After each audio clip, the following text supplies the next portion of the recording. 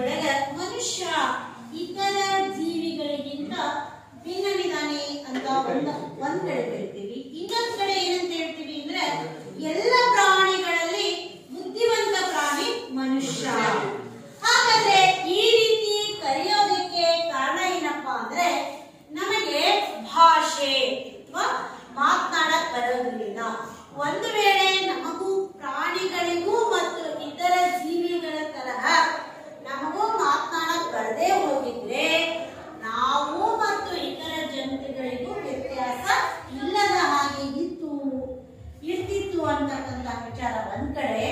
ಅದಕ್ಕಿಂತ ಪೂರ್ವದಲ್ಲಿ ನಾವು ಆದಿ ಮಾನವನ ಜೀವನವನ್ನ ನೋಡಿದಾಗ ಅವನಿಗೆ ಭಾಷೆ ಬರುವ ಪೂರ್ವದಲ್ಲಿ ಹೇಗಿತ್ತು ಅಂತಕ್ಕಂತಹ ವಿಚಾರ ತಾವೆಲ್ಲ ಐತಿಹಾಸಿಕವಾಗಿ ತಿಳ್ಕೊಂಡಿರ್ತಾರೆ.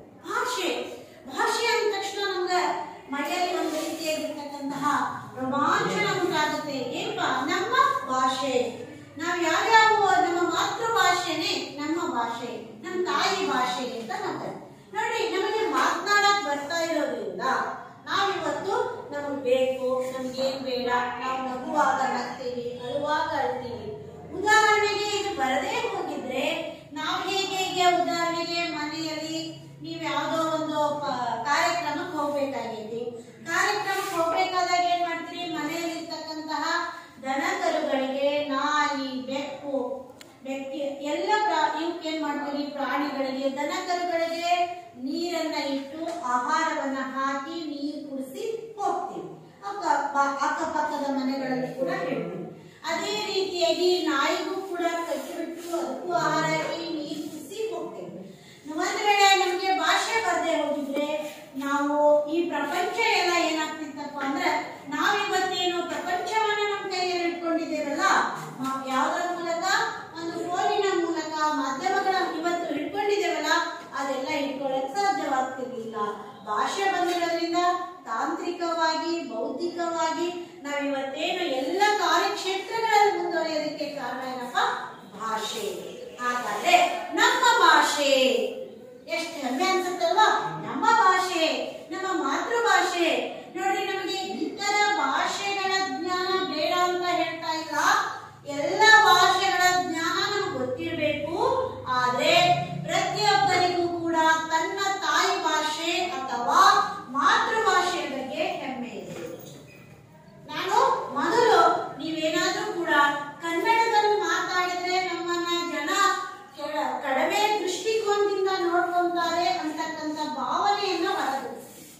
ಮೊದಲು ನೋಡಿ, ವ್ಯಾಪಾರಕ್ಕೆ ಬಂದಿರತಕ್ಕಂಥ ಆಂಧ್ರ, ತಮಿಳು, ತೆಲುಗು ಅವರೆಲ್ಲರೂ ಏನ್ ಮಾಡ್ತಾರೆ ಅಂದ್ರೆ ವ್ಯವಹಾರಕ್ಕೆ ಅಥವಾ ವ್ಯಾಪಾರಕ್ಕೆ ಬಂದಿರ್ತಾರೆ. ಅವರು ಅವರದೇ ಆಗಿರ್ತಕ್ಕಂಥ ಭಾಷೆ ಮಾತಾಡ್ತಾರೆ. ಆದ್ರೆ ನಾವೇನ್ ಮಾಡ್ತೀವಿ ಅಂದ್ರೆ ಕನ್ನಡಿಗರು ನಮ್ಮ ಭಾಷೆಯನ್ನು ಮಾತಾಡೋಕೆ ಪ್ರಯತ್ನ. ಮೊದಲು ನಮ್ಮ ಭಾಷೆಗಳ ಬಗ್ಗೆ ಜ್ಞಾನ ಹೊಂದಿರಬೇಕು ಅಂತಕ್ಕಂಥ ವಿಚಾರ. ಇನ್ನ ನಮಗೀಗ ಭಾಷೆ ಇತರ ಪ್ರಾಣಿಗಳಿಗಿಂತ ಭಿನ್ನವಾಗಿರೋದ ಕಾರಣನೇ ಭಾಷೆ, ಅದರಲ್ಲೂ ಮಾತೃಭಾಷೆ. ನಮ್ಮ ಮಾತೃಭಾಷೆಯ ಬಗ್ಗೆ ಇವಾಗ ಕವಿಗಳಾಗಿರ್ತಕ್ಕಂತಹ ಎಂ ಮರಿಯಪ್ಪ ಭಟ್ರು ನಿಮಗ 10ನೇ ತರಗತಿ ವಿದ್ಯಾರ್ಥಿಗಳಿಗೆ ಮೊದಲನೇ ಪಾಠವಾಗಿರ್ತಕ್ಕಂತಹ ಯಾವುದು, ನಮ್ಮ ಭಾಷೆ. ಪಾಠ 1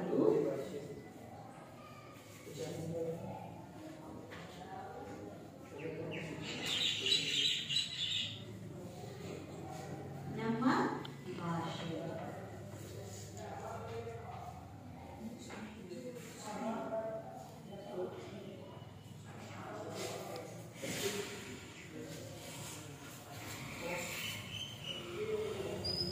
ಎಂ ಮರಿಯಪ್ಪ ಭಟ್ರು. ಎಂ ಮರಿಯಪ್ಪ. ಹಾಗಾದ್ರೆ ಎಂ ಮರಿಯಪ್ಪ ಭಟ್ಟರ ಬಗ್ಗೆ ನೋಡೋಣ. ಅದಕ್ಕಿಂತ ಪೂರ್ವದಲ್ಲಿ ಇವರೇ ಯಾರಪ್ಪ ಅಂದ್ರೆ ಎಂ ಮರಿಯಪ್ಪ ಭಟ್ರು. ಇವರ ಅದ್ಭುತವಾಗಿರ್ತಕ್ಕಂತಹ ಕವಿಗಳಾಗಿರ್ತಕ್ಕಂತಹ ಎಂ ಮರಿಯಪ್ಪ ಭಟ್ರು ಇವರ ಭಾವಚಿತ್ರವನ್ನ ನೋಡ್ರಿ. ಈ ಕವಿಗಳು ಏನೇನು, ಯಾವ ರೀತಿಯಾಗಿ, ಎಲ್ಲಿ ಜನನ, ಹಾಗೇನೆ ಯಾವ ರೀತಿಯಾಗಿರ್ತಕ್ಕಂತಹ ಅವರು ಭಾಷೆಗೆ ತಮ್ಮ ಕೊಡುಗೆಯನ್ನು ಕೊಟ್ಟಿದ್ದಾರೆ ಅಂತ ನೋಡುವ ವಿದ್ಯಾರ್ಥಿಗಳೇ. ಹಾಗಾದ್ರೆ ಇವರು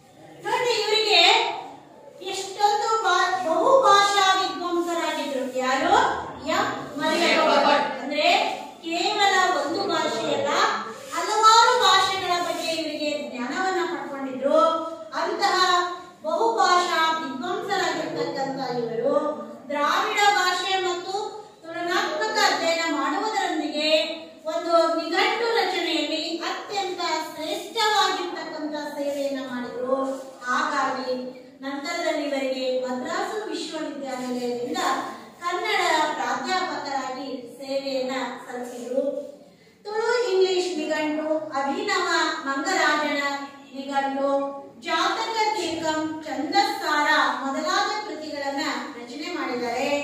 ಆನಂತರದಲ್ಲಿ ಈ ರೀತಿಯಾಗಿ ಇವರು ಸೇವೆಯನ್ನ ಸಲ್ಲಿಸಿದ್ದಕ್ಕಾಗಿ ಇವರಿಗೆ ಹಲವಾರು ಪ್ರಶಸ್ತಿಗಳನ್ನ ಪಡ್ಕೊಂಡಿದ್ದಾರೆ. ಇವರು ಯಾವ್ಯಾವು ಅಂದ್ರೆ ಇವರಿಗೆ ಬಂದಿರತಕ್ಕಂತ ಪ್ರಶಸ್ತಿಗಳು ಕರ್ನಾಟಕ ಸರ್ಕಾರದಿಂದ ಎಂ ಮರಿಯಪ್ಪ ಭಟ್ರು ಬಹುಭಾಷಾ ಪಂಡಿತರು. ವಿದ್ಯಾರ್ಥಿಗಳೇ, ಇವರು ಕೇವಲ ಒಂದು ಭಾಷೆಯಲ್ಲ ಹಲವಾರು ಭಾಷೆಗಳ ಬಗ್ಗೆ ಜ್ಞಾನವನ್ನ ಪಡ್ಕೊಂಡಿದ್ರು.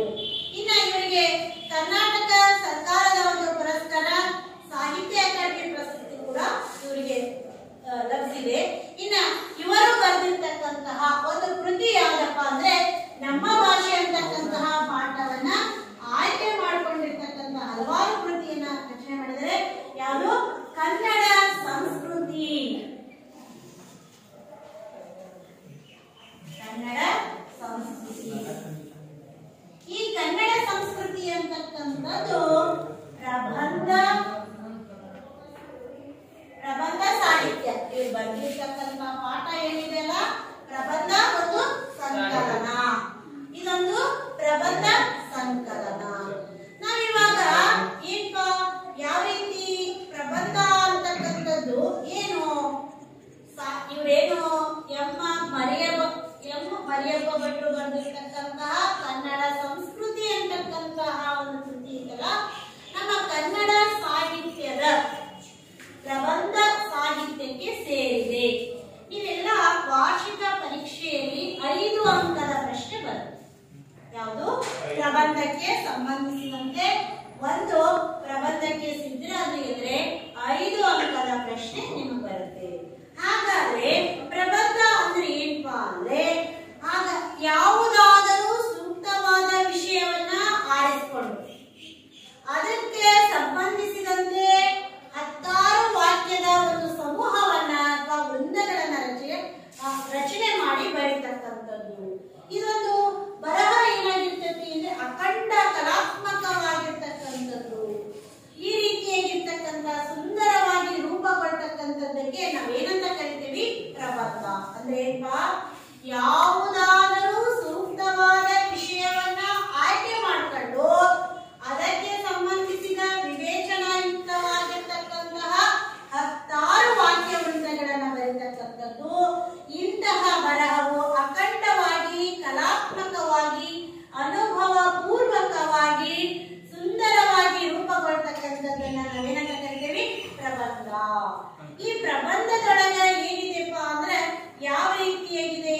ಈ ಪ್ರಬಂಧದೊಳಗ 3 ರೀತಿಯಾಗಿರ್ತಕ್ಕಂತಹ ಪ್ರಬಂಧಗಳು ಕಂಡು ಬರ್ತಾ ಇದಾವು. ವಸ್ತುನಿಷ್ಠ ಪ್ರಬಂಧ, ಭಾವನಿಷ್ಠ ಪ್ರಬಂಧ, ವಿಚಾರ ಪ್ರಬಂಧ ಅಂತಕ್ಕಂಥದ್ದನ್ನ ಈ ರೀತಿಯಾಗಿ ಕಾಣಬಹುದು. ನೋಡ್ರಿ, ಈಗ ಯಾವ ರೀತಿಯಾಗಿ ಅಂದ್ರೆ ನಾವು ಹೇಗಪ್ಪ ಅವರವರ ಒಂದು ಮನೋಧರ್ಮಕ್ಕೆ, ಈಗ ಉದಾಹರಣೆಗೆ ಗಡಿಯಾರ, ಪೆನ್ನು ಈ ವಿಷಯಗಳ ಬಗ್ಗೆ ಕೊಟ್ಟಾಗ, ಯಾವುದಾದರೂ ಒಂದು ವಸ್ತುವಿನ ಬಗ್ಗೆ ಕೊಟ್ಟಾಗ ವಸ್ತುನಿಷ್ಠ ಪ್ರಬಂಧವಾಗುತ್ತೆ. ನಂತರದಲ್ಲಿ ಇವಾಗ ಉದಾಹರಣೆಗೆ ಒಂದು ವಿಚಾರ ಏನಪ್ಪಾ, ಮಳೆ ಬಂದಾಗ ಅಥವಾ ಆ ಒಂದು ಶಾಲೆಗೆ ಮೊದಲ ದಿನ ಬಂದಾಗ ಅಥವಾ ನೌಕರಿ ಸೇರಿದಾಗ ಮೊದಲ ದಿನ ಆಗಿರ್ತಕ್ಕಂಥ ಅನುಭವ ಅಥವಾ ಮೊದಲ ದಿನ ನೀವು ಶಾಲೆಗೆ ಹೋಗಿರೋ ಅನುಭವ ಬರೆದಾಗ ಅವೇನಾಗುತ್ತೆ? ಭಾವನಿಷ್ಠವಾಗುತ್ತೆ. ಅಂದ್ರೆ ಇವಾಗ ಮೊದಲ ಮಳೆ ಬಂದ ದಿನ ಅಂತ ಕರೆದಾಗ ಅಥವಾ ಅವನ ವಸ್ತ್ರ, ಅವನ ಪೆನ್ನು ಅಥವಾ ಈ ಪೆನ್ನು, ಕರ್ಚಿಪ್ಪು ಪ್ರತಿಯೊಂದಕ್ಕೂ ಒಬ್ಬೊಬ್ಬ ವ್ಯಕ್ತಿಗೆ ಒಂದೊಂದು ರೀತಿಯಾಗಿರ್ತಕ್ಕಂಥ ಭಾವನೆ ಉಂಟಾಗೋದ್ರಿಂದ ಅದನ್ನ ಏನಂತ ಕರೀತಾರೆ? ಭಾವನಿಷ್ಠ ಪ್ರಬಂಧ ಅಂತ ಕರೀತಾರೆ. ಇನ್ನ ಉದಾಹರಣೆಗೆ ಸಾರಿಗೆ ರಾಷ್ಟ್ರೀಕರಣ, ವ್ಯವಸಾಯ ಯೋಜನೆಗಳು, ಶಿಕ್ಷಣ ಮಾಧ್ಯಮ ಅಂತ ಈ ರೀತಿಯಾಗಿ ಕೊಟ್ಟಾಗ ಅಂತ ಅಥವಾ ಯಾವುದು ಅಂದ್ರೆ ಈಗ ಆನ್ಲೈನ್ ಶಿಕ್ಷಣ, ಆಮೇಲೆ ಈ ತರನಾಗಿ ಕೊಟ್ಟಾಗ ಏನಾಗುತ್ತಪ್ಪ ಮಕ್ಕಳೇ? ಇವೆಲ್ಲ ವಿಚಾರಪರ ಪ್ರಬಂಧಗಳು. ಹೀಗೆ ಏನಾಯ್ತು ಅಂದ್ರೆ ಸಾಹಿತ್ಯ ತನ್ನದೇ ಆಗಿರ್ತಕ್ಕಂಥ ಒಂದು ಗದ್ಯ ಪ್ರಭಾವ ಒಂದು ಇದು ಅನಿಸಿ ಇವತ್ತು ವಿಶೇಷವಾಗಿರ್ತಕ್ಕಂಥದ್ದು. ಇನ್ನ ಪ್ರಬಂಧಕ್ಕೆ ಮೊದಲು ವಿಷಯವನ್ನ ಆಯ್ಕೆ ಮಾಡ್ಕೊಳ್ಬೇಕು. ಒಂದು ಪ್ರಬಂಧ ರಚನೆ ಮಾಡ್ತೀವಿ ಅಂದ್ರೆ ವಿದ್ಯಾರ್ಥಿಗಳೇ ವಿಷಯವನ್ನ ಆಯ್ಕೆ ಮಾಡ್ಕೊಂಡ್ಮೇಲೆ ಅದರ ಒಳಗೆ ಆ ಪ್ರಬಂಧಕ್ಕೆ ಸಂಬಂಧಪಟ್ಟಿರ್ತಕ್ಕಂಥ ಪೀಠಿಕೆ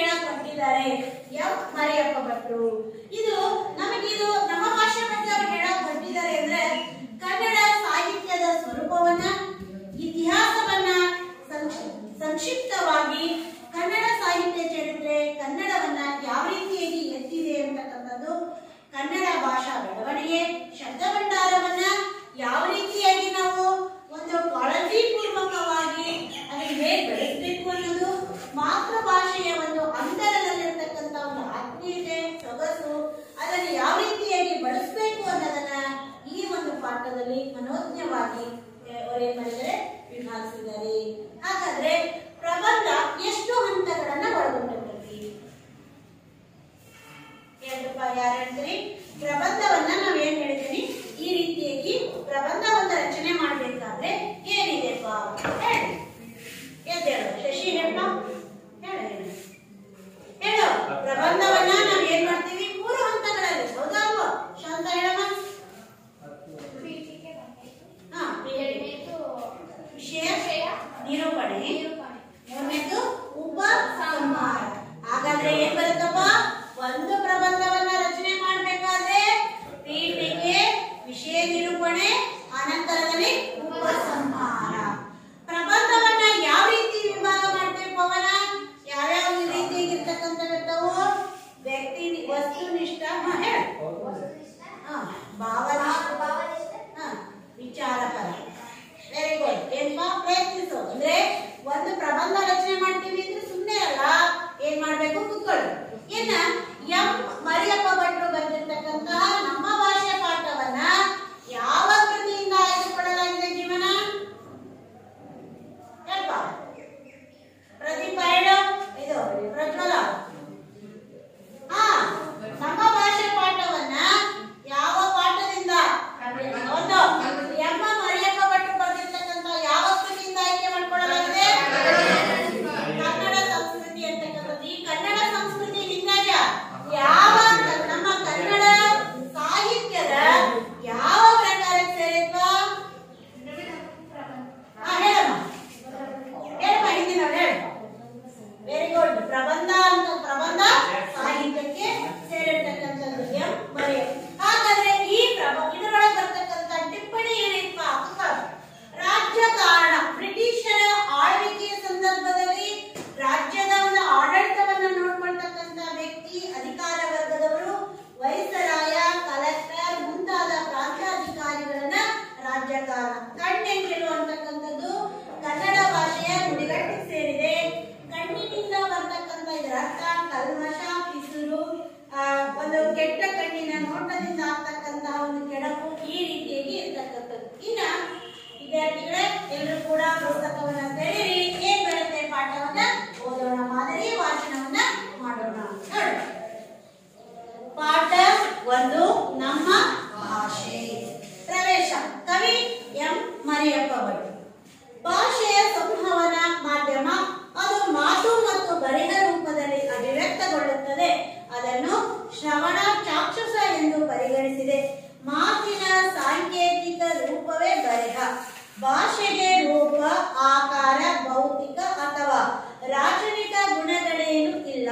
ಅದು ಪ್ರಾದೇಶಿಕವಾಗಿ ಸನ್ನಿವೇಶವನ್ನ ಅರ್ಥೈಸುವ ಹೊಂದಾಣಿಕೆ ಕೆಲಸವನ್ನ ಪ್ರಾತಿನಿಧಿಕವಾಗಿ ನಿರ್ವಹಿಸುತ್ತದೆ. ಮಾನವನಿಗಿರುವ ಚಿಂತಿಸುವ, ಪರಿಭಾವಿಸುವ, ಸದಾ ಚೈತನ್ಯದಾಯಕವಾಗಿ ಪ್ರತಿಕ್ರಿಯಿಸುವ ಭೌತಿಕ ಹಿನ್ನೆಲೆ ಇದಕ್ಕೆ. ಅದರ ಸಾಧ್ಯತೆ ಪರಿಣಾಮವೇ ಸಂವಹನ. ಭಾಷೆಯ ಸುಸಂಘಟಿತ ರೂಪದ ಧ್ವನಿ ಶರೀರದಿಂದ ಅರ್ಥ ಸ್ಫುರಿಸುತ್ತದೆ. ಭಾಷೆ ಬಲ್ಲವರಿಗೆ ಭಾವನೆ ಪರಸ್ಪರ ಸಂಲಗ್ನಗೊಳ್ಳುವುದು. ಭಾವನೆಗಳೆಲ್ಲವನ್ನೂ ಭಾಷೆಯ ತೆಕ್ಕೆಗೆ ತರಲು ಸಾಧ್ಯವಿಲ್ಲವಾದರೂ ಮೂಲ ಆಶಯಕ್ಕೆ ಧಕ್ಕೆ ಬಾರದಂತೆ ಬಳಸಿದಾಗ ಮಾತ್ರ ಉದ್ದೇಶ ಸಾಧಿತವಾಗುತ್ತದೆ. ಭಾಷಾ ಪ್ರಯೋಗದಲ್ಲಿ ಅದರ ಆಂತರಿಕ ಸಂಬಂಧವನ್ನ ಅರಿಯುವುದು ಅಗತ್ಯ. ವಿವಿಧ ಭಾಷೆಗಳು ಹಲವು ಸಾಮಾನ್ಯ ಗುಣಾಂಶಗಳನ್ನು ಹೊಂದಿದ್ದರೂ ಎಲ್ಲವೂ ಒಂದೇ ಮೂಲದಿಂದ ರೂಪುಗೊಂಡಂತವುಗಳಲ್ಲ. ಇದರಿಂದ ಪ್ರತಿಯೊಂದು ಭಾಷೆಯು ತನ್ನ ಮೂಲ ಸ್ವರೂಪದ ಜಾಯಮಾನವನ್ನ ಸಮರ್ಥಿಸುತ್ತಲೇ ವಿಕಾಸಗೊಳ್ಳುತ್ತದೆ, ಸಮೃದ್ಧವಾಗುತ್ತದೆ. ಅದು ಸಾಹಿತ್ಯ ರಚನೆಗೂ ಇಂಬು ನೀಡುತ್ತದೆ. ಕನ್ನಡ ಭಾಷೆ ಮತ್ತು ಸಾಹಿತ್ಯಕ್ಕೆ ಸುಮಾರು 2000 ವರ್ಷಗಳ ಸುದೀರ್ಘ ಇತಿಹಾಸವಿದೆ. ಅದು ಇತರ ಭಾಷೆ, ಸಾಹಿತ್ಯ, ಸಂಸ್ಕೃತಿ ಪ್ರಭಾವಿತವಾದರೂ ದೇಶಿಯನ್ನು ಬಿಟ್ಟಿಲ್ಲ. ಸ್ವತಂತ್ರವಾಗಿ ಸಮೃದ್ಧವಾಗಿ ಬೆಳೆದು ಬಂದಿದೆ. ಅದರ ಸಾಂಸ್ಕೃತಿಕ ಮಹತ್ವವನ್ನು ಅರಿಯುವುದು ಇಲ್ಲಿನ ಉದ್ದೇಶ. ನಮ್ಮ ಸುತ್ತಮುತ್ತಲಿನವರೊಡನೆ ವ್ಯವಹರಿಸುವುದಕ್ಕೆ ಹಾಗೂ ವಿಚಾರ ವಿನಿಮಯ ಮಾಡುವುದಕ್ಕೆ ಭಾಷೆ ಒಂದು ಅಮೂಲ್ಯ ಸಾಧನ. ಇಂಥ ಅಮೂಲ್ಯವಾದ ಆ ಭಾಷೆಯ ಉತ್ಪತ್ತಿ ಎಂದು ಮತ್ತು ಹೇಗಾಯಿತು ಎಂಬ ಪ್ರಶ್ನೆಗೆ ಸರಿಯಾದ ಉತ್ತರ ಹೇಳುವುದು ಕಷ್ಟ ಸಾಧ್ಯ. ಭಾಷೆಯ ಮೂಲವನ್ನ ಮಾನವನು ಕಂಡುಹಿಡಿಯುವುದೆಂದರೆ ನಿರೀಕ್ಷಕನು ನಿರೀಕ್ಷಣೆಯ ವಸ್ತು ಒಂದೇ ಆದಂತೆಯೇ ಸರಿ. ಮಾನವನು ತನ್ನ ವಿಶಿಷ್ಟ ಮೇಧಾಶಕ್ತಿಯಿಂದ ಜಂಗಮ ಜಗತ್ತಿನ ಇತರ ಜಂತುಗಳಿಗಿಂತ ಭಿನ್ನವಾಗಿದ್ದಾನೆ. ಮಕ್ಕಳಿಗೆ ಮೊದಲಿಡುವ ಎಲ್ಲ ಪ್ರಾಣಿಗಳ ಚಲನವಲನ ವಿಷಯವಾಗಿ, ಆಹಾರ ವಿಚಾರಗಳ ವಿಚಾರವಾಗಿ ತಮ್ಮ ಮಕ್ಕಳಿಗೆ ಸಹಜವಾಗಿ ತರಬೇತಿ ಕೊಡುವುದನ್ನು ಕಾಣುತ್ತೇವೆ. ಅನುಕರಣದಿಂದ ಕಿರಿಯವು ಹಿರಿಯ ಪ್ರಾಣಿಗಳಂತೆ ಕಾರ್ಯ ಮಾಡುವುದನ್ನು ಕಲಿಯುತ್ತೇವೆ. ಇಲ್ಲಿಗೆ ಅವುಗಳ ಸಾಮಾನ್ಯ ಸಂಸ್ಕೃತಿ ಮುಗಿಯಿತು. ಮಾನವನಾದರೂ ತನ್ನ ಸಮಕಾಲೀನ ಜನತೆಯದು ಮಾತ್ರವೇ ಅಲ್ಲ, ಗತಕಾಲದ ಹಿರಿಯರ ಜ್ಞಾನಾನುಭವಗಳ ಸಾರ ಸರ್ವಸ್ವವನ್ನು ಉಳಿಸಿಕೊಂಡು ಬೆಳೆಸಬಲ್ಲ. ಇದಕ್ಕೆ ಮೂಲ ಸಾಧನ ಭಾಷೆ. ಭಾಷೆಯ ಪ್ರಯೋಜನ ಮನುಷ್ಯನಿಗೆ ಇಲ್ಲದೆ ಹೋಗಿದ್ದರೆ ಆತ ಬರೀ ಜಂತುವಾಗಿ ಉಳಿಯುತ್ತಿದ್ದ. ಭಾಷೆ ಇದ್ದು ಅದರ ಪೀಯೂಷವನ್ನ ಕುಡಿದು ಅರಗಿಸಿಕೊಳ್ಳದ, ಅಂತೆಯೇ ಕರ್ಮವೆಸಗಿದ ವ್ಯಕ್ತಿ ಜಂತುವೇ ಸರಿ. ಮನಸ್ಸಿನಲ್ಲಿ ನೋಡ್ಕೊಳ್ಳಿ ವಿದ್ಯಾರ್ಥಿಗಳೇ, ನಾನು ಓದಿಸ್ತೀನಿ. ಅದರಲ್ಲಿ ಬರ್ತಕ್ಕಂತಹ ಪೆನ್ಸಿಲ್ ಅನ್ನ ತೆಗೆದುಕೊಂಡು ಬರ್ತಕ್ಕಂತಹ ಪದಗಳನ್ನ ಗುರ್ತಾಕೊಳ್ಳಿ.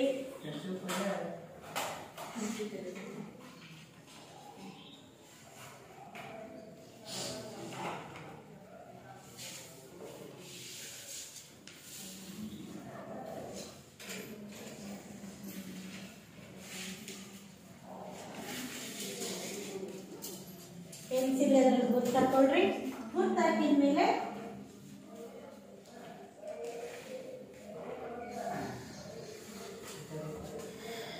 ಅದರಲ್ಲಿ ಬರ್ತಕ್ಕಂಥ ಪದಗಳನ್ನ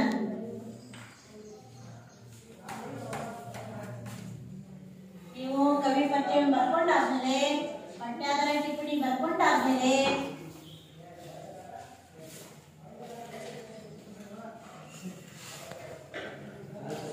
ಪದಗಳ ಅರ್ಥ.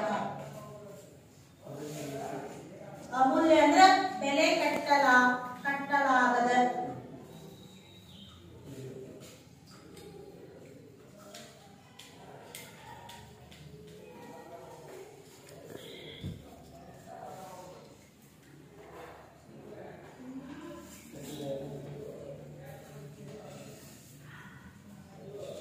ಬೆಲೆ ಕಟ್ಟಲಾಗದ,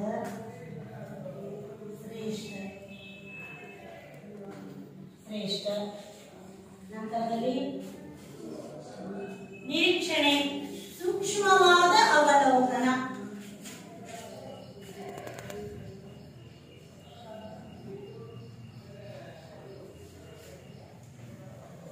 ಸೂಕ್ಷ್ಮವಾದ ಅವಲೋಕನ.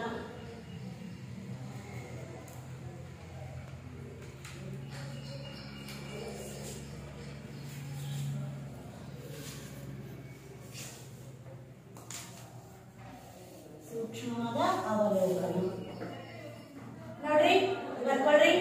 ನಿರೀಕ್ಷಕ ಅಂದ್ರೆ ಸೂಕ್ಷ್ಮವಾಗಿ ಅವಲೋಕಿಸುವವನು. ನಿರೀಕ್ಷಕ ಅಂದ್ರೆ ಸೂಕ್ಷ್ಮವಾಗಿ ಅವಲೋಕಿಸುವವನು. ನೆಕ್ಸ್ಟ್, ಮೇಧಾಶಕ್ತಿ ಅಂದ್ರೆ ಬುದ್ಧಿ ಸಾಮರ್ಥ್ಯ. ಮೇಧಾಶಕ್ತಿ ಅಂದ್ರೆ ಬುದ್ಧಿ ಸಾಮರ್ಥ್ಯ. ಜಂತು ಅಂದ್ರೆ ಜೀವಿ.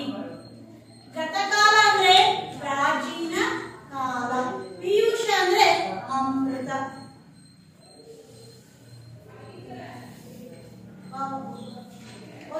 ಯಾರು ಓದ್ತೀರಿ? ಒಬ್ರು ಬೇಗ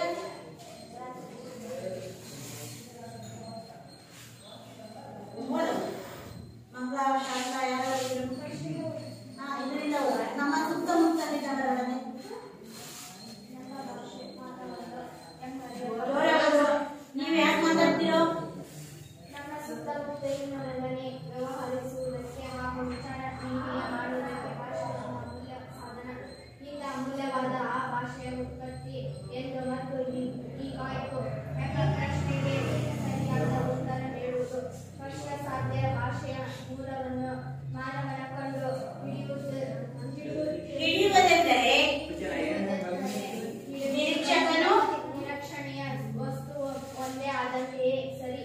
ಮಾನವನು ತನ್ನ ವಿಶಿಷ್ಟ ಮೇಧಾಶಕ್ತಿಯಿಂದ ಜಂಗಮ ಜಗತ್ತಿನ ಇತರ ಜಂತುಗಳಿಗಿಂತ ಭಿನ್ನವಾಗಿದ್ದಾನೆ.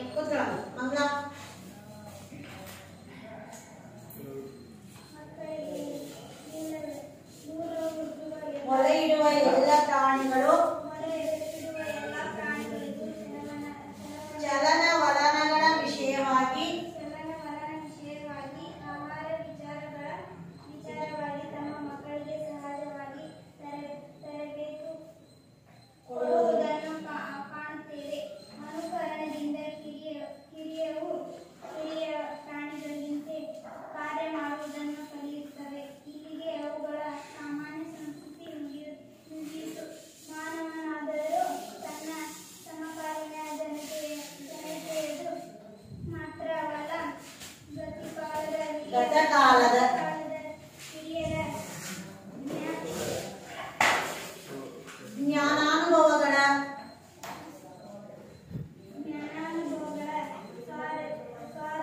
ಸಾರ ಸರ್ವಸ್ವವನ್ನು ಉಳಿಸಿಕೊಂಡು ಬೆಳೆಸಬಲ್ಲ ಇದಕ್ಕೆ ಮೂಲ ಸಾಧನ ಭಾಷೆಯ ಪ್ರಯೋಜನ ಮನುಷ್ಯನಿಗೆ ಇಲ್ಲದೆ ಹೋಗಿದ್ದರೆ ಆತ ಬರೀ ಜಂತುವಾಗಿಯೇ ಉಳಿಯುತ್ತಿದ್ದ. ಭಾಷೆಯದು ಅದರ ಪೀಯೂಷವನ್ನು ಕುಡಿದು ಅರಗಿಸಿಕೊಳ್ಳದ, ಅಂತೆಯೇ ಕರ್ಮವೆಸಗದ ವ್ಯಕ್ತಿ ಜಂತುವೇ ಸರಿ. ನೋಡ್ರಿ, ಇವಾಗ ನಾವು ಯಾವ ರೀತಿ ಭಾಷೆ ಸಂವಹನ ಮಾಧ್ಯಮ ಏನಪ್ಪಾ ಅದು ಯಾವ ರೀತಿಯಾಗಿರುತ್ತೆ ಅಂದ್ರೆ ಮಾತು ಮತ್ತು ಬರಹ ರೂಪದಲ್ಲಿರುತ್ತೆ. ಮಾತಿನ ರೂಪದಲ್ಲೂ ಇರುತ್ತೆ ಮತ್ತು ಬರಹ ರೂಪದಲ್ಲೂ ಇರುತ್ತೆ. ಅದನ್ನ ಎರಡು ರೀತಿಯಾಗಿ ನೋಡ್ರಿ, ಶ್ರವಣ ಚಾಕ್ಷುಷ. ಶ್ರವಣ ಅಂದ್ರೆ ಮಾತು, ಬರೆಹ ಅಂದ್ರೆ ಚಾಕ್ಷುಷ ಅಂತ ಕರೀತಾರೆ. ಮಾತಿನ ಸಾಂಕೇತಿಕ ರೂಪವೇ ಬರಹ. ನಾವೇನ್ ಮಾತಾಡ್ತೀವಲ್ಲ, ಈಗ ಅವನು ಅಂತಕ್ಕಂಥದ್ದು ಮಾತಾಗತ್ತೆ. ಅವನು ಅನ್ನೋದನ್ನ ನಾನು ಬರೆದಾಗ ಅದೇನಾಗುತ್ತೆ, ಬರೆಹ.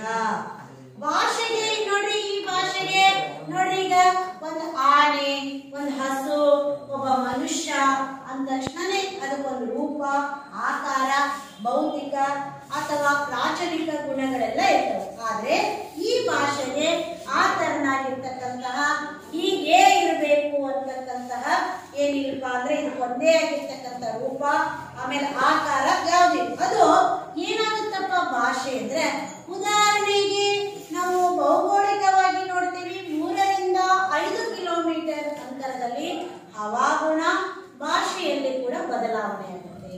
ಅಂದ್ರೆ ನಾವು ಮಾತನಾಡ್ತಕ್ಕಂಥ ಭಾಷೆ, ಆಹಾರ, ಒಂದು ಮಾತನಾಡ್ತಕ್ಕಂಥ ಒಂದು ಶೈಲಿ, ಹವಾಗುಣ ಎಲ್ಲವೂ ಕೂಡ ಏನಾಗುತ್ತಪ್ಪ ಅಂದ್ರೆ ಅಲ್ಲಿ ಏನಾಗ್ತಕ್ಕಂಥದ್ದು ಅಂದ್ರೆ 3 ರಿಂದ 5 ಕಿಲೋಮೀಟರ್ಗೆ 3 ರಿಂದ 5 ಕಿಲೋಮೀಟರ್ ಏನಾಗುತ್ತೆ, ವ್ಯತ್ಯಾಸವಾಗುತ್ತೆ.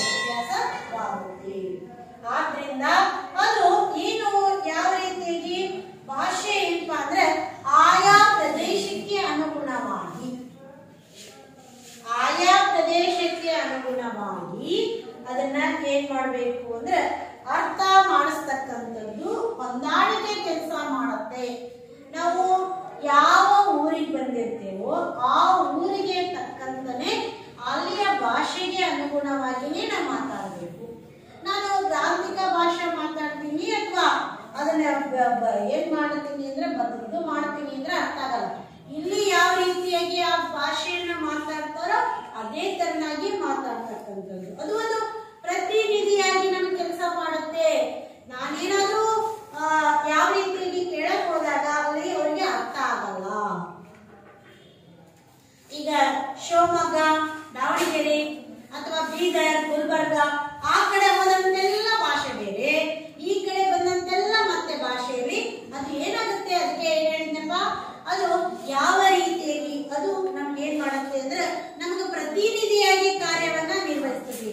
ಇದು ಏನ್ ಮಾಡುತ್ತೆ ಅಂದ್ರೆ ಮನುಷ್ಯನಿಗೆ ಭಾಷೆ ಚಿಂತಿಸ್ತಕ್ಕಂಥದ್ದು, ಅದ್ರ ಬಗ್ಗೆ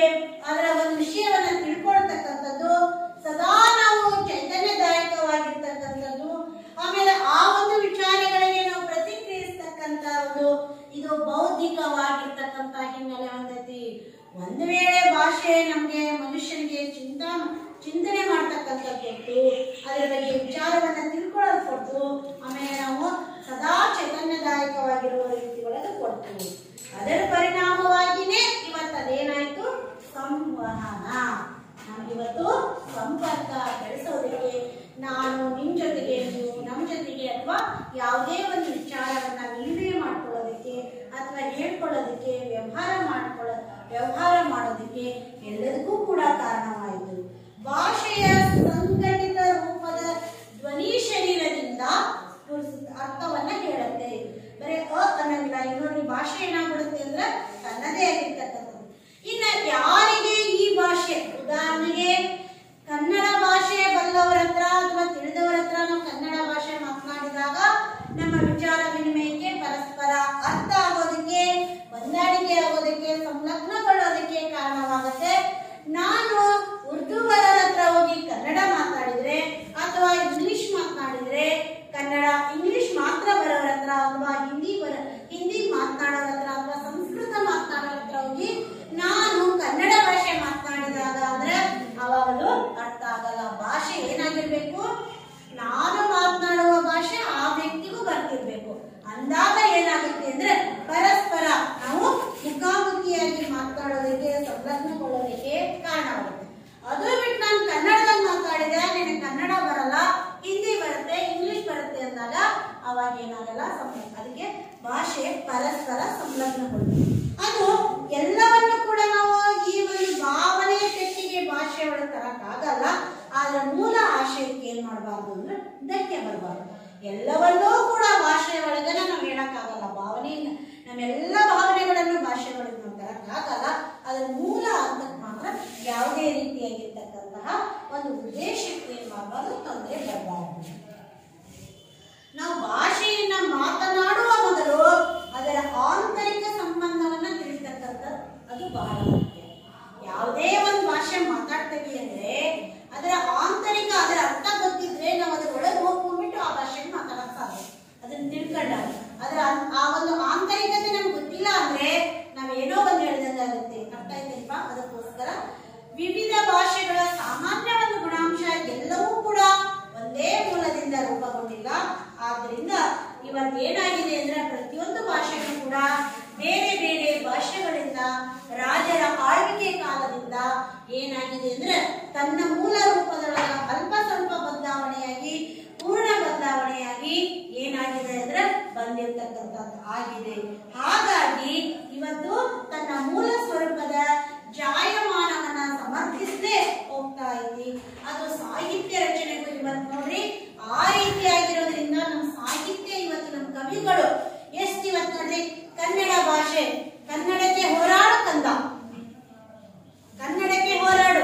ಒಂದ್ ಕಡೆ ರತ್ನ ಕವಿ ಹೇಳ್ತಾನೆ, ನನಗೆ ಕನ್ನಡ ಹೆಂಡತಿ ಬಿಟ್ಬಿಡು ಅಂದ್ರೆ ಬಿಟ್ಬಿಡ್ತೇನೆ, ಊಟ ಬಿಟ್ಬಿಡು ಅಂದ್ರೆ ಬಿಟ್ಬಿಡ್ತೇನೆ, ಆದ್ರೆ ಕನ್ನಡ ಪದಗಳನ್ನ ಆಡೋದು ಬಿಟ್ಬಿಡು ಅಂದ್ರೆ ಬಿಡೋದಿಲ್ಲ, ಮುಗ್ನಲ್ಲಾದ್ರೂ ನಾನು ಕನ್ನಡ ಪದಗಳನ್ನು ಹೇಳ್ತೀನಿ ಅಂತ ಹೇಳ್ತಾರೆ. ಇನ್ನೊಂದ್ ಕಡೆ ಕನ್ನಡ ಭಾಷೆ ಅಂತಕ್ಕಂಥದ್ದು ಸುಲಿದ ಬಾಳೆಹಣ್ಣಿನ ತರಹ. ಈ ರೀತಿಯಾಗಿ ನಮ್ಮ ಕನ್ನಡ ಭಾಷೆಯನ್ನ ಸಮೃದ್ಧಗೊಳಿಸೋದಕ್ಕೆ ಇನ್ನ ಕನ್ನಡ ಭಾಷೆಗೆ ಎಷ್ಟಪ್ಪ ಅಂದ್ರೆ ಸುಮಾರು 2000 ವರ್ಷಗಳ ದೀರ್ಘ ಇತಿಹಾಸ ಇದೆ.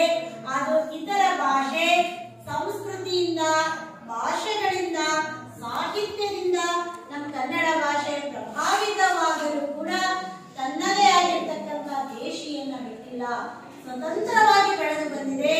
ಅದರ ಸಾಂಸ್ಕೃತಿಕ ಮಹತ್ವವನ್ನು ಅರಿಯೋದೇ ಈ ಒಂದು ನಮ್ಮ ಭಾಷೆಯ ಉದ್ದೇಶ. ಸರಿ, ಹಾಗಾದ್ರೆ ಈಗ ನೋಡಿ ನಮ್ಮ ಭಾಷೆ ಬೆಳೆದಿದೆ, 2000 ವರ್ಷಗಳ ಕಾಲ ಸುದೀರ್ಘ ಇತಿಹಾಸ ಹೊಂದಿದೆ.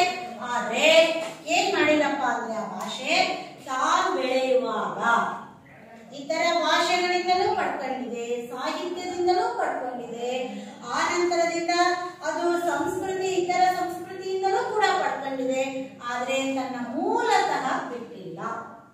ಇದು ನಮ್ಮ ಕನ್ನಡ ಭಾಷೆ ಹೆಮ್ಮೆ ಪಡ್ತಕ್ಕಂಥ ಗುಣ. ಎಲ್ಲರೂ ನೋಡ್ಕೊಂಡು ನನಗೆ ಯಾವಾಗ ಬೇಕೋ ಅದನ್ನ ಅಳವಡಿಸ್ಕೊಂಡು ನೋಡ್ರಿ. ನಮ್ಮ ಸುತ್ತಮುತ್ತಲಿನವರೊಡನೆ ನಮ್ಗೆ ಬೇಕಾಗಿರ್ತಕ್ಕಂಥದ್ದು ಹಾಗೂ ನನಗೆ ಅನ್ಸಿತ್ತು, ನಿಮ್ಮಿಂದ ಏನನ್ಸಿತ್ತು, ಈ ವಿಚಾರವನ್ನ ತಿಳ್ಕೊಳ್ಳೋದಕ್ಕಿರ್ತಕ್ಕಂಥದ್ದು ಒಂದು ಬೆಲೆ ಕಟ್ಟಕ್ಕಾಗದೇ ಇರೋ ಒಂದು ಸಾಧನ ಅಂದ್ರೆ ಅದು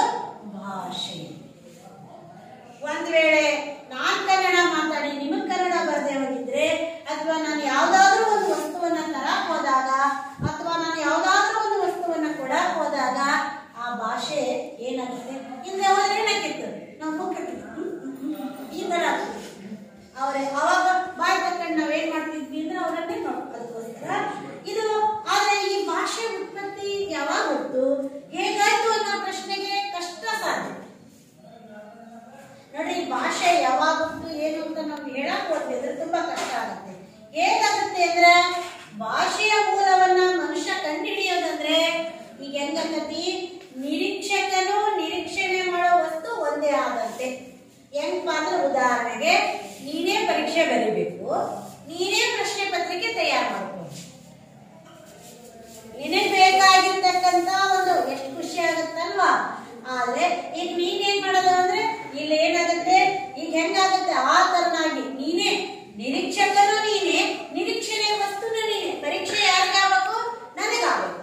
ನಾನೇ ಪ್ರಶ್ನೆ ಪತ್ರಿಕೆ ತಕ್ಕೊಳ್ಳೋದು, ನಾನೇ ಪರೀಕ್ಷೆ ಮಾಡ್ಕೊಂಡೆ ಅಂದ್ರೆ ಭಾಷೆಯ ಉಗಮ ಯಾವಾಗಾಯ್ತು ಹೇಗಾಯ್ತು ಅಂತ ನಾವು ಹೋದಾಗ ಈ ರೀತಿಗೆ ಆಗುತ್ತೆ. ಆದ್ರೆ ಇವತ್ತೇನಾಗಿದ್ದಾನೆ ಅಂದ್ರೆ ಈ ತರ ನಾಯಿ, ಬೆಕ್ಕು, ಆಕಳು, ಎಮ್ಮೆ, ಎತ್ತು ಇತ್ಯಾದಿ ಪ್ರಾಣಿಗಳಿಗಿಂತ ಕ್ರಿಮಿಕೀಟಗಳಿಗಿಂತ ಮನುಷ್ಯ ಭಿನ್ನವಾಗಿರೋದಕ್ಕೆ ಕಾರಣ ಏನೋ ಭಾಷೆ. ಭಾಷೆನೇ ಇಲ್ಲದೆ ಹೋಗಿದ್ರೆ ನಾವು ಕೂಡ ಆ ಜೀವಿಗಳೇನು ಎತ್ತು, ಎಮ್ಮೆ, ಆಕಳು, ನಾಯಿ, ಬೆಕ್ಕು ಅದವಲ್ಲ ಅದೇ ತರನಾಗಿ ನಾವು ಕೂಡ ಇತರ ಜೀವಿಗಳ ಸಾಲಿಗೆ ನಾವು ಸೇರ್ಬಿಡ್ತಾ ಇದ್ದೀವಿ. ಇನ್ನ ಹಾಗಾದ್ರೆ ಈಗ ನಮ್ಮಲ್ಲಿ ಕೆಲವೊಂದು ಪ್ರಾಣಿಗಳು ಎದೆ ಹಾಲನ್ನ ಕುಡಿದು ಬೆಳೀತವೆ. ಎದೆ ಹಾಲು ಕುಡಿದು ಬೆಳೀತಕ್ಕ ಕೆಲವೊಂದು ಮೊಟ್ಟೆ ಇಟ್ಟು ಮರಿಗಳನ್ನು ಮಾಡ್ತವು. ಕೆಲವೊಂದು ಪ್ರಾಣಿಗಳು ನೇರವಾಗಿ ಮರಿಗಳಿಗೆ ಜನ್ಮ ಕೊಡ್ತಲ್ಲ, ವಿಜ್ಞಾನದಲ್ಲಿ ಇದನ್ನು ಕಲಿತೇವೆ. ಕೆಲವೊಂದು ಪ್ರಾಣಿಗಳು ಏನ್ ಮಾಡ್ತಾವು? ಮೊಟ್ಟೆ ಇಟ್ಟು ಮರಿಯನ್ನ ಮಾಡ್ತಾವು. ಕೆಲವೊಂದು ಪ್ರಾಣಿಗಳು ಮರಿಗೆ ನೇರವಾಗಿ ಜನ್ಮ ಕೊಡ್ತವೆ. ಹಾಗಾಗಿ ಯಾವ ಪ್ರಾಣಿಗಳು ಎದೆ ಹಾಲನ್ನ ಕುಡಿದು ಬೆಳಿತಾವಲ್ಲ ಅವೆಲ್ಲ ಏನ್ ಮಾಡ್ತಾವು ಅಂದ್ರೆ ಎದೆ ಹಾಲು ಕೊಟ್ಟು ಅಥವಾ ಎದೆ ಹಾಲು ಕುಡಿದು ಬೆಳಿತಕ್ಕಂತಹ ಎಲ್ಲ ಪ್ರಾಣಿಗಳು ತಮ್ಮ ಮಕ್ಕಳಿಗೆ ಅವೇನ್ ಮಾಡ್ತಾವು? ಆಚಾರ ವಿಚಾರವನ್ನ ಹೇಳ್ಕೊಡ್ತಾ ಹೋಗ್ತಾವು, ಸಹಜವಾಗಿ ತರಬೇತು ಪಡಿತಾವೆ. ಉದಾಹರಣೆ ನೋಡ್ರಿ, ನೀವು ಈಗ ನಿಮ್ಮ ಮನೆಗಳಲ್ಲಿ ಯಾರು ರೈತರ ಮಕ್ಕಳದಿರೋ ಸಹಜವಾಗಿ ನಿಮ್ಗೆ ಏನಾಗುತ್ತೆ ಅಂದ್ರೆ ದನ ಕರುಗಳಿಗೆ ನೀರು ಕುಡಿಸ್ತಕ್ಕಂಥದ್ದು, ಆಹಾರ ಹಾಕ್ತಕ್ಕಂಥದ್ದು, ಆಮೇಲೆ ಎತ್ತುಗಳನ್ನ ಬಿಡ್ತಕ್ಕಂಥದ್ದು, ಕಟ್ಟತಕ್ಕಂಥದ್ದು, ಹೊಲಕ್ಕೆ ಹೋಗ್ತಕ್ಕಂಥದ್ದು ಸಹಜವಾಗಿ. ಇನ್ನು ನಮ್ಮ ಹೆಣ್ಣು ಮಕ್ಕಳಿಗೆ ಸಹಜವಾಗಿ ಯಾವ ತರಬೇತಿನೂ ಇಲ್ಲದೆ ತಾಯಿ ಏನ್ ಮಾಡ್ತಾಳೆ? ಸಹಜವಾಗಿ ಮೊದಲು 1 ಕಪ್ ಟೀ ಮಾಡು, ಮೊದಲು ಒಬ್ಬರಿಗೆ ಊಟಕ್ಕೆ ನೀಡು, ಮೊದಲು 2 ಚಪಾತಿ 1 ರೊಟ್ಟಿ ಮಾಡುವಂತ ಹೀಗೆ ತರಕಾರಿ ಹೆಚ್ಚು, ಹೀಗೆ ಹಂತ ಹಂತವಾಗಿ ಮಾಡ್ತಾರೆ. ಇನ್ನು ನೋಡ್ರಿಪ್ಪ, ನೀವು ಮನೆಯಲ್ಲಿ ನೀವು ದೊಡ್ಡವರು ಸುಮಾರು 4-5 ವರ್ಷದ 1 ವರ್ಷದ ಮಗು ಮನೆಯಲ್ಲಿ ಇತ್ತು ಅಂದ್ರೆ ನೀವು 10 ವರ್ಷದವರು 8 ವರ್ಷದವರು ಅಥವಾ ದೊಡ್ಡವರು ಏನ್ ಮಾಡ್ತೀರೋ, ನೀವು ಬಾಚಿನ್ಕಿನ ಹಿಂಗ್ ಬಾಚ್ಕೊಂಡು ಹಿಂಗ್ ಮೀಸ್ ಹಿಡಿತಾ ಇದ್ರಂದ್ರ ಆ ಮಗು ನಿಮ್ಮನ್ನ ಅನುಕರಣೆ ಮಾಡುತ್ತೆ. ನೀವು ಹೋದ ಸ್ವಲ್ಪ ಸಮಯಕ್ಕೇನೆ ಆ ಮಗುನ ಏನ್ ಮಾಡುತ್ತೆ? ಮೀಸ್ ಬದಿಗುತ್ತೆ. ಅದಕ್ಕೋಸ್ಕರ ಏನ್ ಮಾಡ್ತಾವ ಅಂದ್ರೆ ಅನುಕರಣ ವಿಧಾನದಿಂದ ಅನುಸರಿಸ್ತೀವಿ ನಾವು. ಅದಕ್ಕೆ ಹೇಳೋದಕ್ಕಿಂತ ನಾವಿವತ್ತೆಲ್ಲ ತಂದೆ ತಾಯಿಗಳೇ ಹೇಳ್ತಾ ಇದ್ದೀವಿ, ಎಲ್ಲ ಕಡೆ ಹೇಳ್ತಾ ಇದ್ದೀವಿ. ನಾವು ಮನೆಯಲ್ಲಿ ಇರ್ತಕ್ಕಂಥ ತಂದೆ ತಾಯಿಗಳು ನಾನು ಮನೆಯಲ್ಲಿ ಹಿರಿಯರು ಏನ್ ಮಾಡ್ಬೇಕು ಅಂದ್ರೆ ಒಂದು ಒಳ್ಳೆ ಪುಸ್ತಕವನ್ನ ತೆಗೆದುಕೊಂಡು ಓದೋದು ಕೂತ್ಕೊಂಡಿದ್ರೆ ನಮ್ಮ ಮಕ್ಕಳಿಗೆ ಓದ್ರಿ ಅಂತ ಹೇಳೋದು ಬೇಡ, ಅವೇ ಸಹಜವಾಗಿ ಕುಂದಿರ್ತಾವು. ಆದ್ರೆ ನಾವು ಆ ರೀತಿ ಮಾಡಲ್ಲ. ನಾವೇನ್ ಮಾಡ್ತೀವಿ? ಮೊಬೈಲ್ ಅಥವಾ ಟಿವಿ ನೋಡ್ತಾ ಕೂತ್ಕೊಂಡು ಓದು ಅಂತ ಹೇಳ್ತೀವಿ. ಅದು ಕೂಡ ನೋಡಿ, ಅದಕ್ಕೋಸ್ಕರ ನಾವೇನ್ ಮಾಡಬಾರ್ದು. ಇಲ್ಲಿಗೆ ಏನಾಗುತ್ತೆ? ಹಿರಿಯ ಪ್ರಾಣಿಗಳು ಏನ್ ಮಾಡ್ತಾವಲ್ಲ ಆ ಒಂದನ್ನ ಕಲಿತಾರೆ. ಆದ್ರಿಂದ ಯಾರ ಮನೆಯಲ್ಲಿ ಯಾವ ರೀತಿಯಲ್ಲಿ ಸಂಸ್ಕೃತಿ ಇದೆ ಅನ್ನೋದು ಆ ಮಗುವಿನಿಂದಲೇ ತಿಳಿದುಬಿಡ್ತೈತಿ. ಕೆಲವೊಂದು ಮಕ್ಕಳು ಇದಕ್ಕೊಂದು ಕತೆ ಗೊತ್ತಲ್ಲ, ಗಿಳಿ ಕತೆ ಹೇಗಿದೆ ಸಂಸ್ಕೃತಿ. ಒಂದೇ ತಾಯಿಯ ಉದರದಲ್ಲಿ ಹುಟ್ಟಿರ್ತಕ್ಕಂಥ 2 ಗಿಳಿ ಮರಿ. ಒಂದು ಗಿಳಿ ಮರಿಯನ್ನ ಒಬ್ಬ ಕಟಕ ಒಯ್ದು, ಇನ್ನೊಂದನ್ನ ಏನ್ ಮಾಡಿದ? ಒಬ್ಬ ಋಷಿಗಳ ಆಶ್ರಮದಲ್ಲಿ ಇಟ್ಟು. ಅವಾಗ ಏನಾಯ್ತು? ಕಟಕ ಒಯ್ದಿರ್ತಕ್ಕಂಥದ್ದು ಏನಾಯ್ತು? ಗಿಳಿ ಮರಿ ಏನನ್ನತ್ತ? ಕೈಗ ಕಾಲ್ಗ ತಲೆ ಕಡೆ ಅಂತ ಹೇಳಿ. ಅದೇ ಋಷಿಗಳ ಆಶ್ರಮದಲ್ಲಿ ಬೆಳೆದಿರ್ತಕ್ಕಂಥ ಗಿಳಿ ಮರಿ ಏನ್ ಮಾಡ್ತು? ಬನ್ನಿ, ಕುಳಿತುಕೊಳ್ಳಿ, ಊಟ ಮಾಡಿ, ಸ್ವಲ್ಪ ಹೊತ್ತು ವಿಶ್ರಮಿಸಿ ಅಂತ ಈ ರೀತಿ ಹೇಳ್ತಾರೆ. ಹಾಗೆ ಅದಕ್ಕೋಸ್ಕರ ಏನಾಗುತ್ತೆ? ಇಲ್ಲಿ ಒಂದ್ ಕಡೆ ಪರಿಸರ ಕಾಲ, ಇನ್ನೊಂದ್ ಕಡೆ ಹಿರಿಯರಿಗೆ ನಾವೇನ್ ಮಾತಾಡ್ತೀವೋ ಅದೇ ಭಾಷೆ ಬರ್ತಾ ಇರುತ್ತೆ. ಆದ್ರಿಂದ ಸಾಮಾನ್ಯ ಸಂಸ್ಕೃತಿ ಮುಗಿತೈತಿ. ಅದ್ರ ಜೊತೆಗೆ ಏನ್ ಮಾಡ್ಬೇಕು ಅಂದ್ರೆ ಹಿರಿಯರು ನಮಗೆ ಹೇಳ್ಕೊಟ್ಟು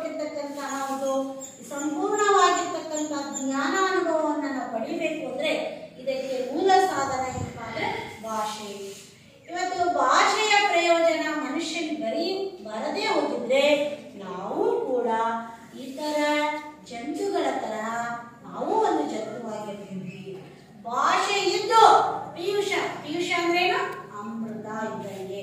ಅದನ್ನ ನಾವು ಕುಡಿದ್ರೆ ಹೋದ್ರೆ ನಾವು ಕೂಡ ಆ ಇತರ ಜಂತುವಿಗೆ ಸಾಲಿಗೆ ಹೋಗ್ಬಿಡ್ತೀವಿ, ಇತರ ಜಂತುಗಳಿಗೆ ಹೋಗ್ಬಿಡ್ತೀವಿ. ನಾಳೆ ದಿನ ಬರ್ಬೇಕಾದ್ರೆ ಏನ್ ಮಾಡ್ಬೇಕು, ಭಾಷೆ ಯಾವ ರೀತಿ ಹುಟ್ಟಿತು ಅನ್ನೋದು ಒಂದು ವಿಚಾರ. ಅನಂತರ ಸಂಕ್ಷಿಪ್ತವಾಗಿ ಎಂ ಮರಿಯಪ್ಪ ಭಟ್ರ ಬಗ್ಗೆ ಅವರ ಕೃತಿಗಳು, ಅವರ ಬಗ್ಗೆ ಸಂಕ್ಷಿಪ್ತವಾಗಿ ಬರ್ಕೊಂಡು ಬರಬೇಕು ವಿದ್ಯಾರ್ಥಿ. ಇಲ್ಲಿಗೆ ಈ ಒಂದು ಮೊದಲನೇ ಅವಧಿಯನ್ನ ಮುಗಿಸ್ತಾರೆ. ಧನ್ಯವಾದ.